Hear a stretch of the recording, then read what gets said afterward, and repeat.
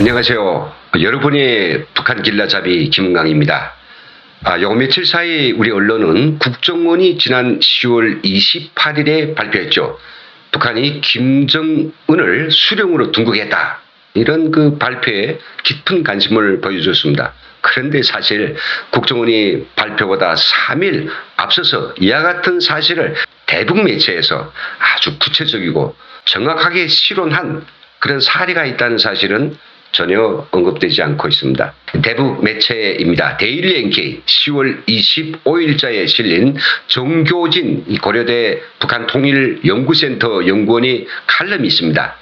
2021년 북한이 대변혁이란 제목인데요. 짤막한 뉴스가 아니고 A4 용지 45장에 3,700자분의 아주 긴 글입니다. 과거에도 정교진 연구자는 거의 3차례에 걸쳐서 같은 매체에다가 북한이 김정은에게 수령자를 붙이기 위해서 2019년부터 작업해온 그런 언론의 세팅 과정을 자세하게 밝혔습니다. 하지만 이 개별적 연구자의 의견은 어느 언론도 받아쓰지 않았고요. 국정원이 발표를 하니까 모든 언론에서 관련 기사가 쏟아져 나왔습니다. 주목되는 것은 이 김정은에게 수령, 호칭 이걸 쓰면서 북한에서 아주 큰 변혁이나 일어난 것처럼 과도하게 해석하고 있는 사실입니다. 많은 탈북민들이 평가와 함께 당학교 교수 출신이었던 저희 생각도 좀 다릅니다. 그래서 그에 대해서 3가지만을 좀 이야기하려고 합니다.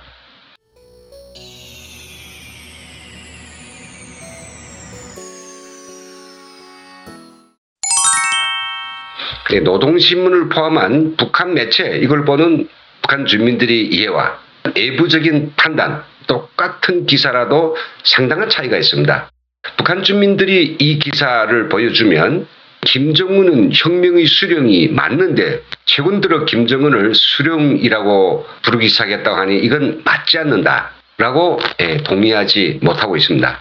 왜냐하면 북한 사람들은요 수령이라는 호칭이 김일성에게만 붙고 김정일이나 김정은에게 붙이면 안 된다. 이런 생각을 안 하기 때문입니다. 북한 사람들은 수령이라고 하는 것은 북한이 당과 국가를 영도하는 최고 수위에 있는 최고 권력자. 그래서 수령이라고 알고 있고 또 그렇게 매체들이 쓰면 다 알아서 듣습니다.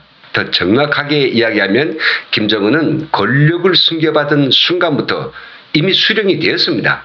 하지만 사람들이 말하고 글 쓸 때 이 세 사람을 정확히 구별을 해야 되기 때문에 편리하게 김일성은 위대한 수령님, 김정일은 경애하는 장군님, 김정은은 위대한 명도자, 총비서 이런 식으로 통용적으로 쓰고 있는 것입니다.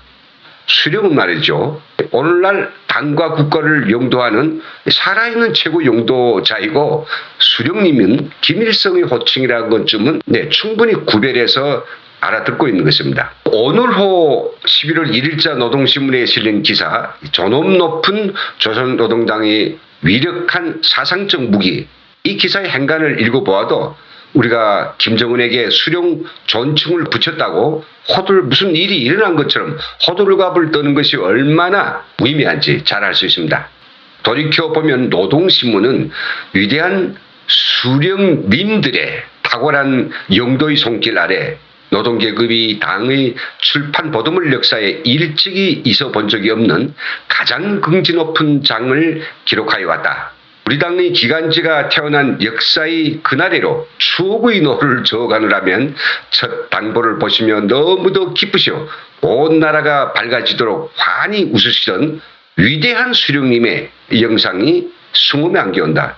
분명히 이 기사에서도 김일성과 김정일을 앞에서 수령님들이라고 표현하고 있으며 그리고 위대한 수령님은 여기서 김일성을 딱 찍어서 표현하고 있습니다. 다만 이 김정은에 대하여 최근 들어서 수령 존칭을 많이 쓰는 이유는 북한의 현실이 과거의 수령들보다는 오근의 수령을 더 강조하고 또 그 김정은의 리더십을 내세우는 것이 필요하기 때문인 것이죠. 죽은 자들을 계속 산자처럼 모시고 추앙하는 것이 얼마나 비효율적이고 짜증나는 것인지 북한 당국이 심각하게 받아들이고 있다는 그런 방증입니다.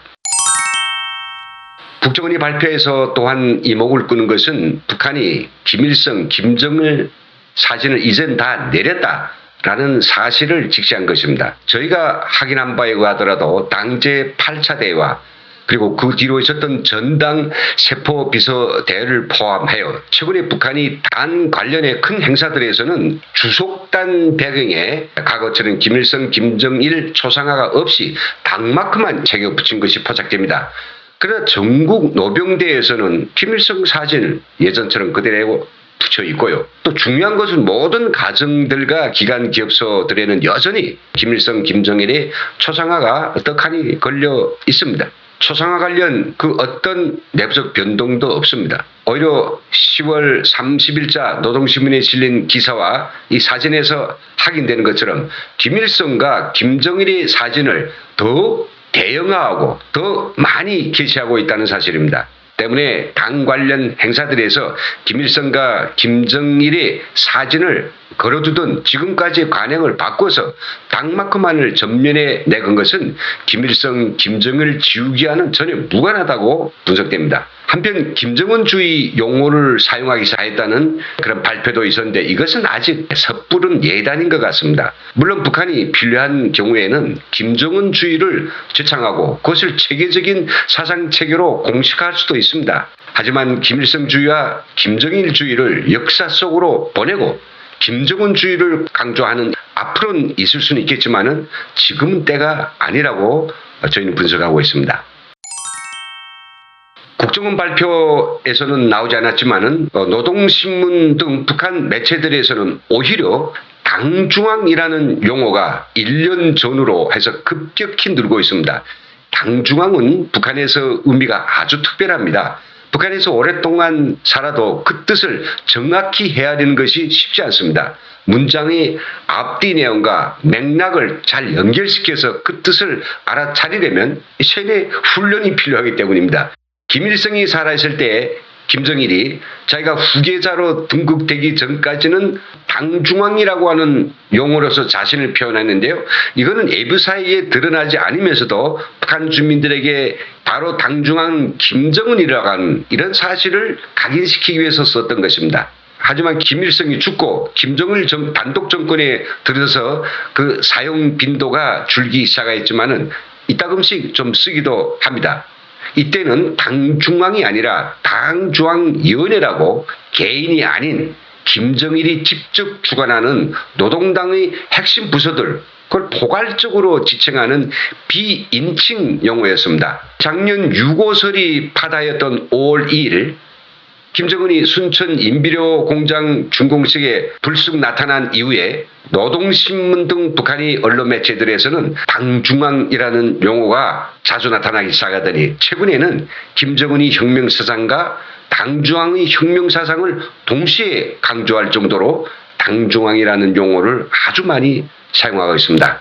그 사례로 10월 30일 기사를 보면 한 기사에 당중앙이라고 하는 이 단어가 무려 5번이나 나오고요. 한 사상선전에 훈련된 사람들은 바로 여기서 말하는 당중앙이 바로 김여정임을 명백하게 알게 되는 것입니다. 그렇다면 김정일이 독재 권력을 빼앗기 위해서 김일성을 위대한 수령으로 신격화하고 추앙하면서 그를 주석궁에 몰아넣은 것처럼 김여정도 김정은을 현세의 수령으로 추앙하면서 그에게서 당 권력, 국무위원의 권력을 완벽하게 빼앗아 사실상의 실질적 독재 권력자로 데려가고 있는지 아니면 이미 되어 있는지 이걸 자세히 캐볼 필요가 있습니다.